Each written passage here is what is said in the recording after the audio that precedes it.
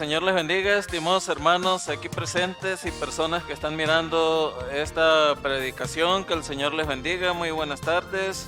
Somos la Iglesia Cambio de Vida aquí en Mesa, Arizona. Somos un pequeño grupo de personas que estamos aquí predicando semana tras semana la palabra del Señor. Amén. Para edificarnos los que estamos aquí presentes y gracias a Dios que por medio de la tecnología pues también Dios nos permite ser de bendición para usted, amada persona, que se detiene un momento para mirar esta predicación o quizás la vea completa, no lo sé, pero sé que si escucha un poco, pues Dios va a tratar con su vida, Dios va a bendecir su vida, porque la palabra de Dios es para edificar la vida de cada uno de nosotros, amén. ¿Ok? Y es lo que se predica. Vamos a abrir nuestras Biblias en Hebreos, la epístola de los Hebreos, capítulo 12, versículo 1 y 2. Dice así la bendita palabra en el nombre del Padre, del Hijo y del Espíritu Santo. Por tanto, nosotros también, teniendo en derredor nuestro tan grande nube de testigos, despojémonos de todo peso y del pecado que nos asedia, y corramos con paciencia la carrera que tenemos por delante, puesto los ojos en Jesús, el autor y consumador de la fe, el cual por el gozo puesto delante de él sufrió la cruz, menospreciando lo oprobio, se sentó a la diestra del trono de Dios. Vamos a orar, amén. Señor, en esta tarde, en el nombre de Jesús, te pido que tú obres, que tú fluyas a través de esta palabra, que quites de nuestra mente, Señor, cualquier obstáculo, que quites de nuestra mente cualquier perturbación, no nada más, Señor, de los que estamos aquí presentes, sino también de aquellos que están mirando esta predicación a través de este video. Te pido en el nombre de Jesús que seamos edificados con tu palabra, que seamos redarguidos también con tu palabra, que seamos sanados con tu palabra, Señor, emocional, espiritual y aún físicamente también, Padre, en el nombre de Jesús. Gracias, Señor, haz milagros, haz lo que tengas que hacer a través de tu palabra en esta hora, en el nombre de Jesús. Aleluya. Ok, pues en estos versículos bíblicos que leímos, que dice aquí en Hebreos 12:1-2, que habla de una gran nube de testigos. Muchas personas consideran que esta gran nube de testigos son las personas que están a nuestro alrededor, que son nuestros vecinos, que son personas que nos conocen, etcétera. Pero en realidad aquí la epístola de los Hebreos no está hablando referente a ese tipo de testigos. Más que todo está haciendo mención de los testigos que están en el capítulo número 11 del libro o de la epístola de los Hebreos. A eso está haciendo alusión más que todo. Y la Biblia dice en la epístola de los Hebreos capítulo 11, que no es la cita bíblica que leímos, habla ahí más que todo de la perseverancia de la fe. Habla más que todo de la perseverancia de la fe, de la fidelidad a Dios, de estos grandes hombres y mujeres de Dios, de que fueron un ejemplo y un estímulo para nosotros.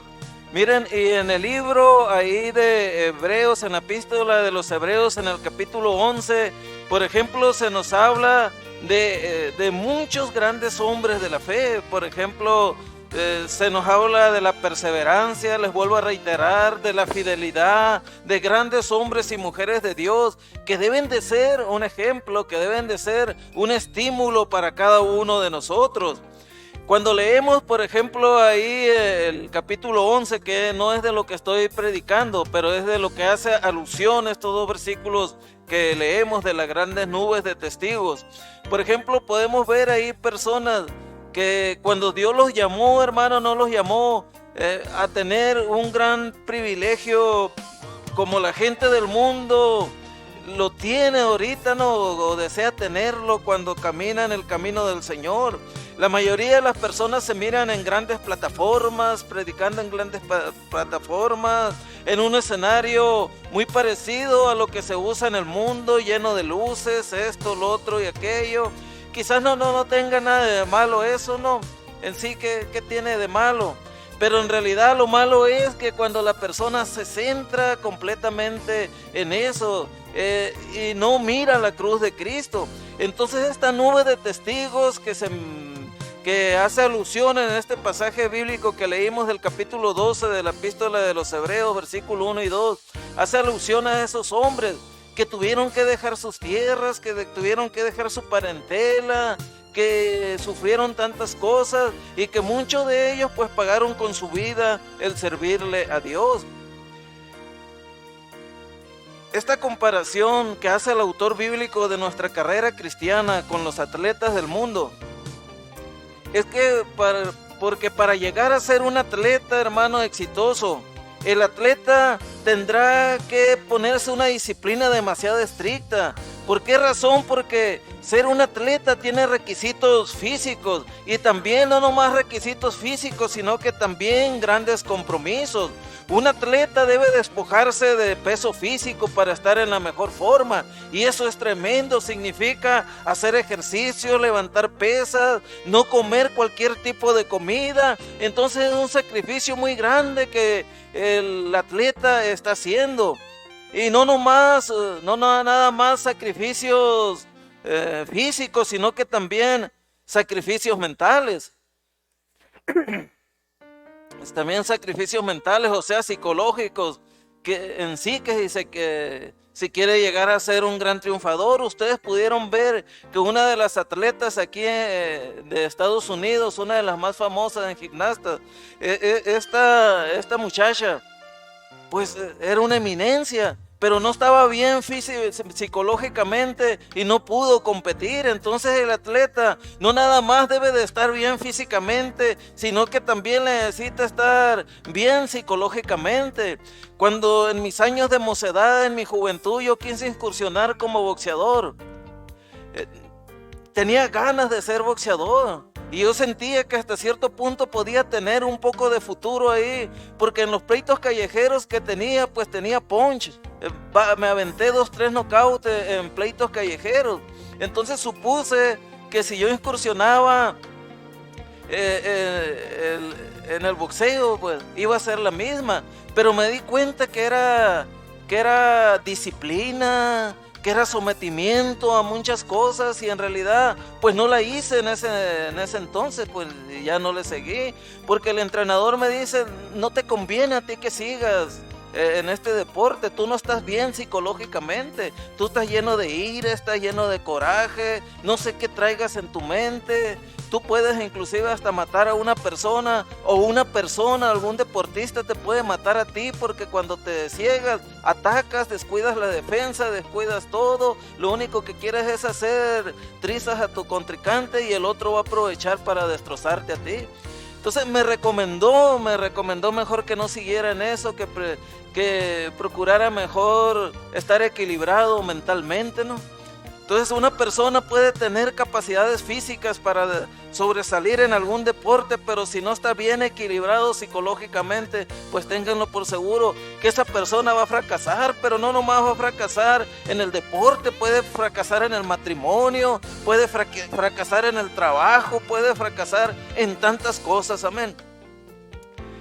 Miren, esto de la disciplina es en el mundo secular, pero en la vida espiritual es semejante, solo que con razones de mayor peso. ¿Por qué razón? Porque la meta final de nosotros como cristianos es llegar al cielo. Es que usted como cristiano y que yo como cristiano, como hijos de Dios, como redimidos por la sangre de Jesucristo, podamos llegar al cielo. La vida cristiana implica un trabajo muy duro. Muchas personas creen que la vida cristiana es algo fácil, que es como un hobby, pero en realidad esto no es así. La vida cristiana es un trabajo arduo, muy duro. Requiere poner a un lado todo lo que ponga en peligro nuestra relación con Dios, y correr con paciencia y hacer frente al pecado en el poder del Espíritu Santo. Es por eso que a través de este mensaje, miren, vamos a ver algunas cosas que tenemos que entender para poder correr con paciencia la carrera que tenemos por delante.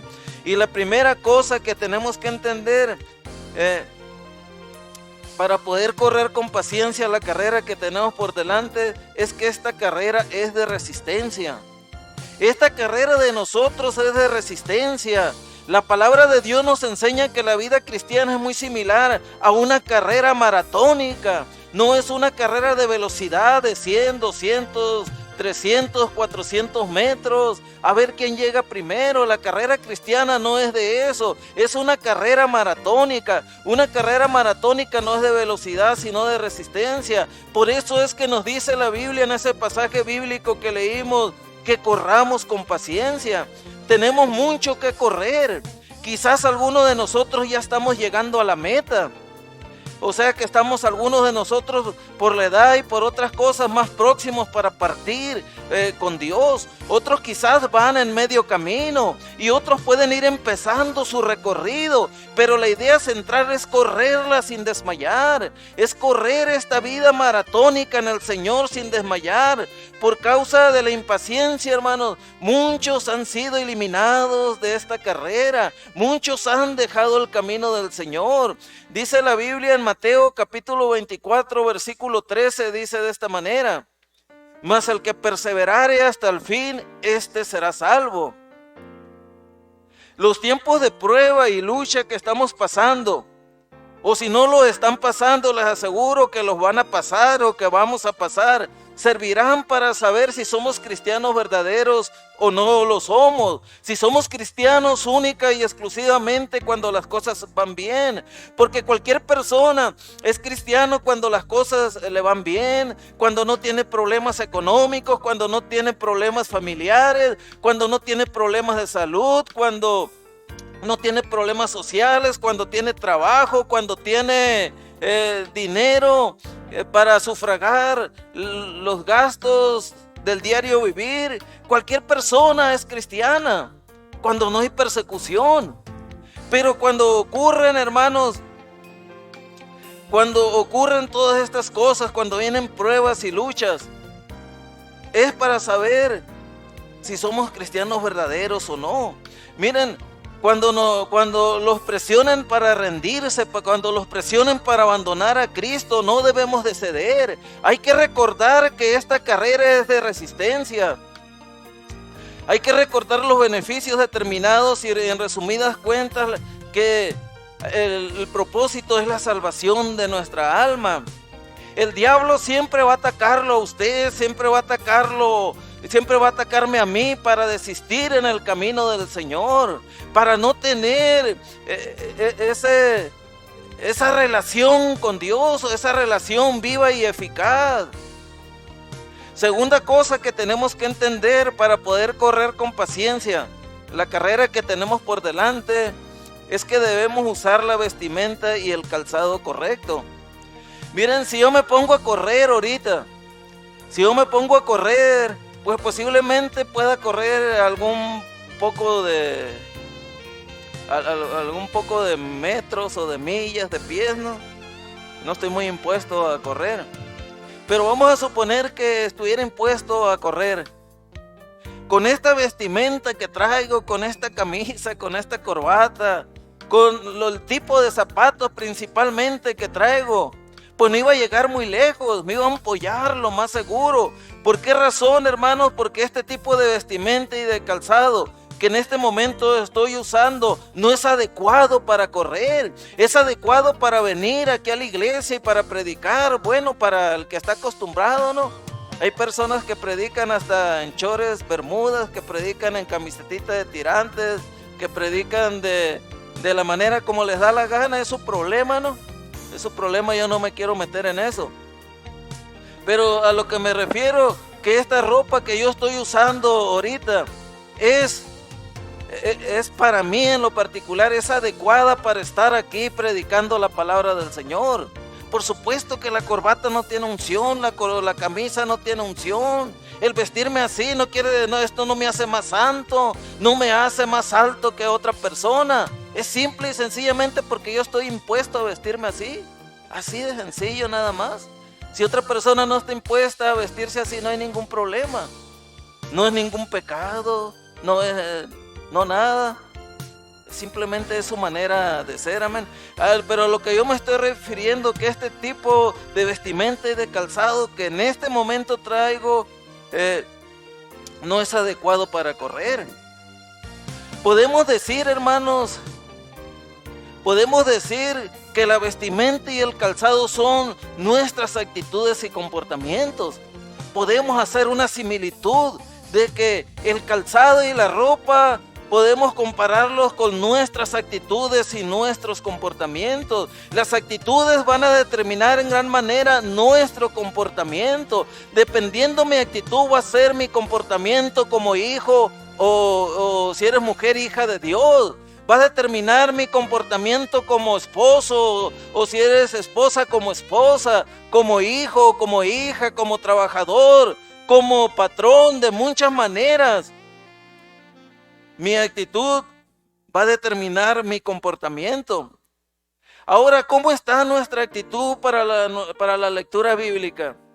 ¿Cómo está nuestra actitud para día con día abrir las escrituras y decirle al Señor: mira, Señor, mi tiempo está saturado, mi tiempo pues realmente no lo tengo, es lo que más quisiera, pero en medio de esta ajetreada vida que tengo, voy a leer aunque sea un capítulo de tu palabra, voy a conocer tu carácter, voy a conocer tu personalidad, voy a ver cómo hablas a mi vida a través de esta lectura bíblica. ¿Cómo está tu actitud para con la lectura bíblica? ¿Cómo está tu actitud para el estudio bíblico? ¿Cómo está tu actitud para ir a la iglesia? ¿Cómo está tu actitud para evangelizar? ¿Cómo está tu actitud para hacer la voluntad de Dios? Porque dependiendo cómo sea nuestra actitud va a ser nuestro comportamiento. Estamos usando la vestimenta y el calzado correcto para poder correr con paciencia la carrera cristiana que tenemos por delante. Muchas personas quieren correr la carrera cristiana a su manera. No podemos correr la carrera cristiana a nuestra manera, tenemos que correrla conforme las escrituras lo demandan, conforme Dios lo dice en su palabra. No es como a mí me parece, no es como al vecino le parece, no es como en las noticias, en los medios de comunicación les parece. Es como Dios dice en su palabra cómo debemos correr la vida cristiana. Tercera cosa que tenemos que entender para poder correr con paciencia la carrera que tenemos por delante es que debemos quitar o superar los obstáculos. Dice en Hebreos 12:1: por tanto nosotros también, teniendo alrededor nuestro tan grande nube de testigos, despojémonos de todo peso y del pecado que nos asedia, y corramos con paciencia la carrera que tenemos por delante. Hebreos 12:1. Del peso del pecado, dice aquí, ¿no?, en este versículo bíblico. El pecado tiene peso, por supuesto que tiene peso.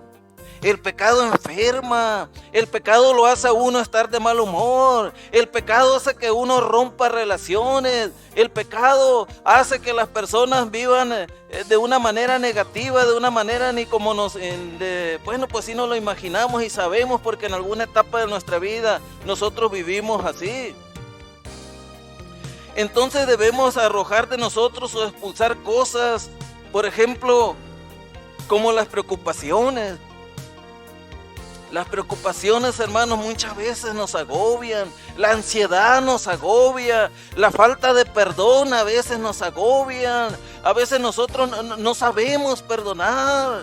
No sabemos perdonar y eso nos agobia. La ira, el coraje infernal ese que a veces uno trae adentro y que lo anda uno matando y que con cualquier cosa uno explota porque es de mecha corta. Entonces ese es un peso que nos anda agobiando. La soberbia también es un peso que a uno le agobia y muchas otras cosas que nos estorban y pesan en esta carrera de la fe. ¿Cuántas cosas no están pesando en en esta carrera de la fe, hermano, parece a veces que traemos un saco enorme lleno de piedras. Y cuando uno carga un peso pesado, uno se tiene que encorvar porque el mismo peso a veces lo hace a uno que se medio agache. Y así anda uno a veces encorvado por cuestiones del pecado. Le dice uno a una persona, ¿cómo estás? Bien, que no miras cómo estoy. Dice uno, bueno, pues sí, está bien, gloria al Señor, ¿no? Entonces, miren, también este texto bíblico nos habla del pecado que nos asedia. Esto quiere decir que nos enreda o que nos distrae con facilidad. Hay muchas cosas que nos distraen a uno con facilidad. Yo a veces que estoy estudiando en la computadora o estoy haciendo un trabajo, porque trabajo mucho en la computadora, ¿no? A veces es mi fuente de trabajo. A veces cuando no es mi fuente de trabajo, pues hago algunas cosas que no es lo mío, ¿no? Como construcción o cualquier otra cosa, pero por lo regular mi fuente de trabajo, mi herramienta de trabajo es la computadora. Y a veces estoy estudiando o estoy trabajando en la computadora cuando de repente me llega una notificación en el Face, ¿no? Quizás alguna publicación que puse y me llegó un like. O a veces me sonó la alarma, me llegó algo en mi correo electrónico y ya eso hace que me distraiga. Eso hace que me distraiga. Me voy inmediatamente a ver qué fue eso, a ver quién le puso un like a lo que yo publiqué, a esto y lo otro. Y termino pidiéndole perdón al Señor. Señor, le digo, mira qué mente tan atrofiada tengo. Qué falta de concentración tengo, ayúdame a vencer esto. No puedo concentrarme en lo que estoy haciendo por las mismas distracciones que tengo aquí en este aparato, hombre. Entonces, hay muchas cosas que a nosotros nos distraen en nuestra vida espiritual. Muchas cosas que a nosotros nos distraen en la vida espiritual. Que no nos hacen leer la Biblia, que esas distracciones no nos dejan leer la Biblia, mejor dicho, esas distracciones no nos dejan orar, esas distracciones no nos dejan meditar en la palabra del Señor, esas distracciones no nos dejan confiar en la bondad y en la misericordia, en la protección de Dios, hermanos. ¿Por qué razón? Porque las distracciones nos van matando la fe. Son esas zorras que la Biblia menciona que se meten por un vallado y destruyen el viñedo, que se meten por un hueco de la cerca y destruyen el viñedo, o sea, el pequeño plantío de árboles de uva. Entonces nosotros debemos de proponernos, hermanos, a soltar las cargas para que podamos avanzar y vivir la vida de una manera liviana, evitando el pecado que nos pueda hacer tropezar y caer, porque nosotros sabemos cuáles son los pecados recurrentes con los cuales nos están haciendo caer, no nos están dejando avanzar en el camino del Señor, hermanos. Cuidado cuando uno está cometiendo un pecado recurrente. Yo sé que nadie es perfecto. Yo sé que no hay cristiano que no peque. Yo sé que la mayoría de los cristianos, aunque digan que no, aunque digan que tienen un velo de santidad y un escudo de santidad, que son inmunes al pecado. Es mentira eso, completamente mentira. La persona es atacada por el pecado, no es inmune al pecado. Y todos los cristianos somos así.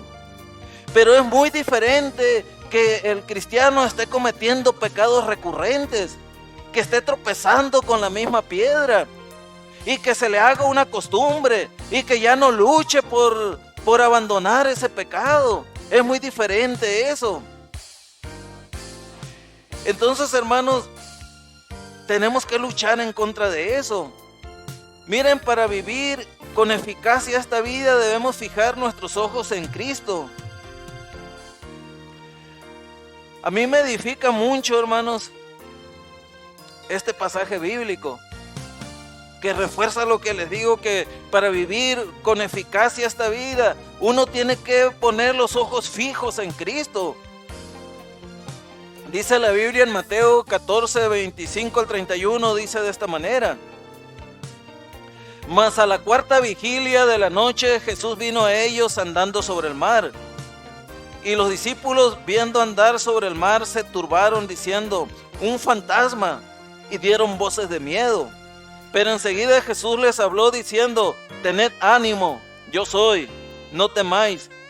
Entonces le respondió Pedro y dijo: Señor, si eres tú, manda que yo vaya sobre ti, que vaya a ti sobre las aguas.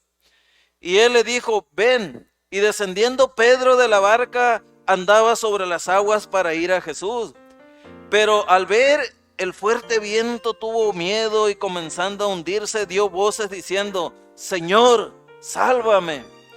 Al momento Jesús, extendiendo la mano, asió de él y le dijo: hombre de poca fe, ¿por qué dudaste? Miren, hermanos, si apartamos la mirada de Dios y nos miramos a nosotros mismos, si nosotros apartamos la vista de Jesús y nos miramos a nosotros mismos o a las circunstancias que nos rodean, nos va a ir muy pero muy mal en esta vida, amén. Cuando el apóstol Pedro, aquí en este pasaje que les acabo de leer, Pedro puso la vista solo en Jesús, este hombre pudo caminar sobre el agua. Imagínense qué milagro tan tremendo, tan inigualable, quizás tan único, porque no he sabido ahorita que algún discípulo de Cristo camine sobre el agua. Pero qué tremendo eso, no poder caminar sobre el agua. ¿Por qué razón? Porque puso la mente, la vista, concentró todo en Jesús, creyó en las palabras de Jesús. Él le dijo que caminara como él estaba caminando y Pedro lo creyó. Pero lamentablemente cuando quitó la vista de Cristo, cuando quitó la vista de Jesús, este hombre empezó a contemplar las circunstancias que le rodeaban. Empezó a ver todas las circunstancias negativas que le rodeaban y empezó a ver, ahí como dice el pasaje, fuertes vientos que posiblemente agitaban el agua, que posiblemente elevaban el agua a través de las olas. Posiblemente el viento se impactaba con él, o sea, tratando de tumbarlo, de hacer que se cayera. O sea, en pocas palabras, Pedro aquí ya no empezó a contemplar a Jesús. En ese momento, cuando apartó su vista, empezó a contemplar las circunstancias que le rodeaban, que eran fuertes vientos, y se hundió, amén. Entonces Pedro se hundió, y si no hubiera sido porque Jesús lo asió de la mano, que lo tomó de la mano, este hombre se hunde y se ahoga. Y eso es precisamente lo que pasa cuando uno no tiene la vista puesta en Jesús. Uno toma decisiones que no son conforme a la voluntad de Dios. Uno no ora para tomar decisiones. Uno se cree demasiado sagaz. Uno se cree demasiado inteligente para hacer las cosas conforme a su voluntad. Y cuando las cosas, o cuando en la vida nos empieza a ir mal, cuando las cosas no son conforme a la voluntad de Dios que estamos experimentando, entonces decimos: ¿por qué, Señor, me pasa esto? ¿Por qué estoy pasando esto? Mira cómo estoy deprimido, mira cómo en las circunstancias en que estoy. Pero es que apartamos la vista de Jesús, hermano. Y cuando uno aparta la vista de Jesús, que uno depende por uno mismo, uno se va a hundir en las circunstancias de la vida, así como le pasó a Pedro. Gracias a Dios que Pedro pues clamó a Jesús y Jesús lo sacó. Claro que con una fuerte reprendida de parte de Jesús. ¿Por qué dudaste, hombre de poca fe? Y cada rato Jesús a mí me dice, y también a cada uno de ustedes les dice: ¿por qué dudaste? ¿Por qué no confiaste en mí en esta situación? ¿Por qué no confiaste en mí antes de abrir la boca? ¿Por qué no confiaste en mí antes de hacer este negocio? ¿Por qué no confiaste en mí antes de hacer esto, lo otro, aquello? ¿Por qué no pidiste mi dirección? Miren, puestos los ojos en Jesús, hermanos, es lo que tenemos que hacer. No tienen que poner la vista en ningún humano. No tienen que poner la vista en su pastor. No estoy diciendo que uno como pastor no debe de tratar de ser ejemplo. Por supuesto que uno debe de tratar de ser ejemplo lo más que pueda uno. Pero aún así la persona sea el mejor pastor, sea el mejor predicador, sea el mejor siervo de Dios, es humano. Y tarde o temprano va a dejar de ver su humanidad. Tarde o temprano va a dejar de ver los defectos que tiene. Porque muchos de nosotros que somos predicadores, a veces tenemos más defectos que virtudes. No más que uno los trata de esconder simple y sencillamente. Pero siendo realista, muchas veces uno tiene más defectos que virtudes. Y de manera que si las personas tienen los ojos puestos en el pastor o en su líder, tarde o temprano van a salir decepcionados. Tarde o temprano van a salir heridos. Tarde o temprano, hermanos, le van a suceder cosas negativas. Entonces uno no debe de poner la vista en el pastor, no debe de poner la vista en el esposo o en la esposa, no debe de poner uno la vista en los hijos, no en los demás cristianos, sino en el autor y consumador de la fe, que es Cristo Jesús. Amén. Así que mi deseo es que a través de este mensaje, hermanos, ya para terminar, ya en este momento, mi deseo es que a través de este mensaje el Espíritu Santo nos haya hecho entender que para poder seguir corriendo con paciencia y perseverando la carrera en Cristo que tenemos por delante, pongamos en práctica estas 3 cosas de las cuales se habló en este mensaje. Número 1, que entendamos que esta es una carrera de resistencia, no de velocidad. Muchos cristianos llegan al camino del Señor y llegan hechos una marea. Llegan haciendo, deshaciendo esto, lo otro, aquello. Y en el primer desánimo que tienen, en el primer golpe bajo que les da Satanás, pues, adiós camino del Señor, ¿no? Entonces tenemos que entender que la carrera, el camino del Señor es de resistencia. Segunda cosa que miramos es que debemos usar la vestimenta y el calzado correcto. No podemos nosotros perseverar en el camino del Señor si no oramos, si no leemos las Escrituras, si no meditamos en el Señor, si no hacemos lo que el Señor demanda en su palabra. ¿Qué tipo de vestimenta estamos usando? Muchas personas la vestimenta de la oración la sustituyen por la televisión, la sustituyen por las redes sociales, la sustituyen por el teléfono, la sustituyen por tantas cosas. Entonces debemos usar la vestimenta y calzado correcto.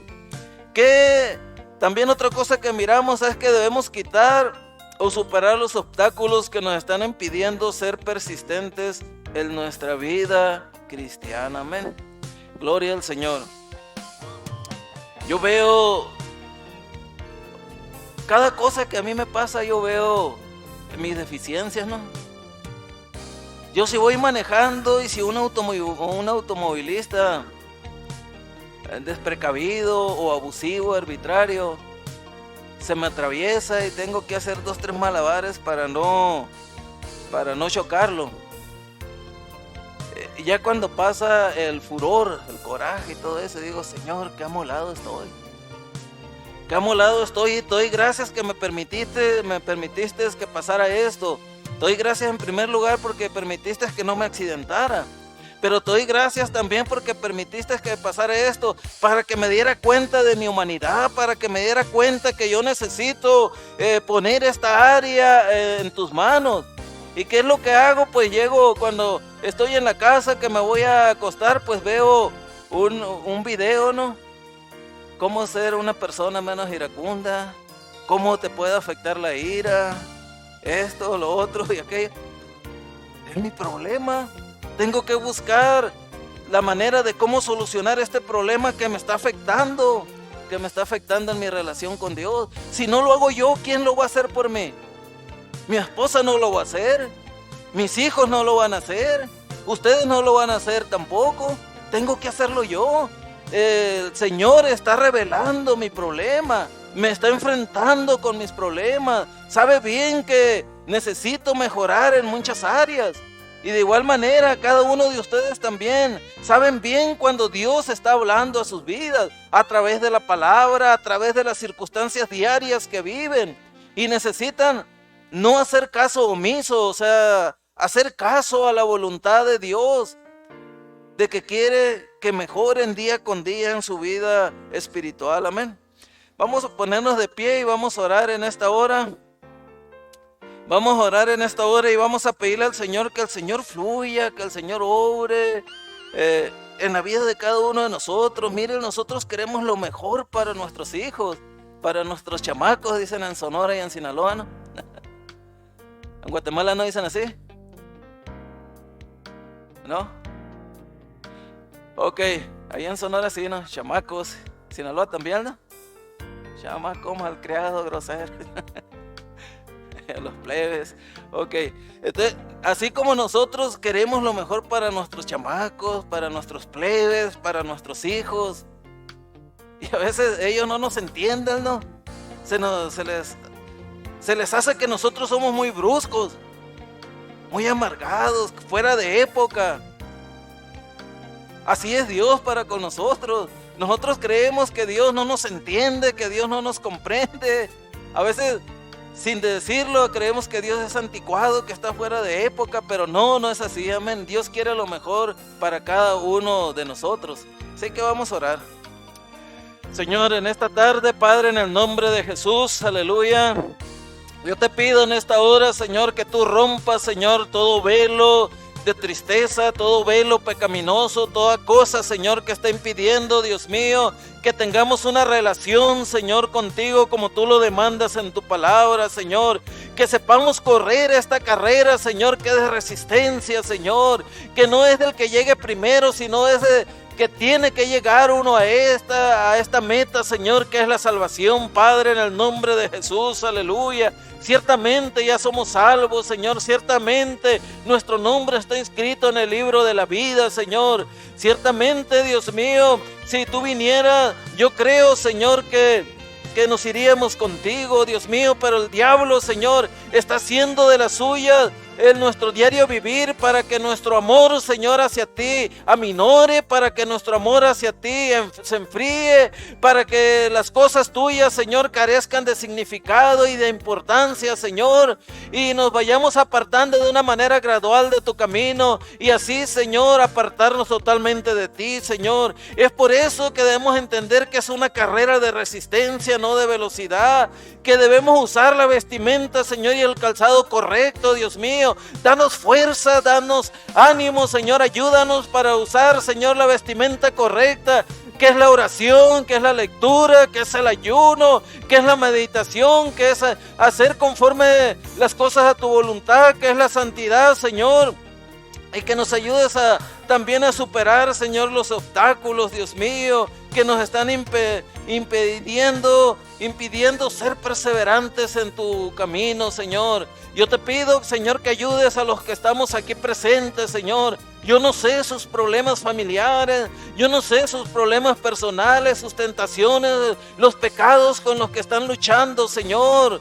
Pero tú sí lo sabes. Yo te pido en el nombre de Jesús que tú los ayudes. Yo te pido en el nombre de Jesús que tú los levantes. Yo te pido en el nombre de Jesús que pongas una mente conforme a tu voluntad, Señor, en ellos, que quites todo corazón de piedra, Señor, y que pongas un corazón de carne. Yo te pido que sus vidas sean bendecidas, que su hogar sean bendecidos, que sus hijos e hijas sean bendecidos, Padre, y que las decisiones que en el transcurso de esta semana, Señor, vayan a tomar, que sean conforme a tu voluntad, Señor, sean importantes, Señor, sean relevantes o no relevantes, Señor. Yo te pido que primeramente consulten contigo, Padre, en el nombre de Jesús.